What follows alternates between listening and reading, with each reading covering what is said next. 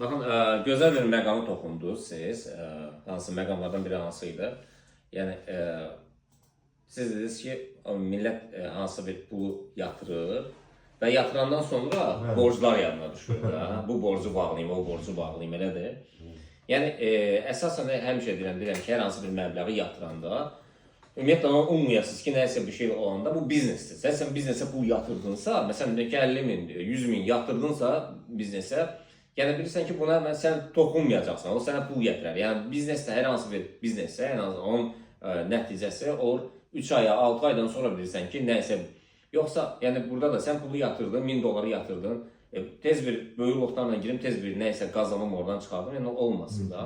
Yəni fikrin ora gedirsə, çox insanlar var, gəlir deyir ki, 10 bin dolar yatırım, bizə bir dənə kömək edin.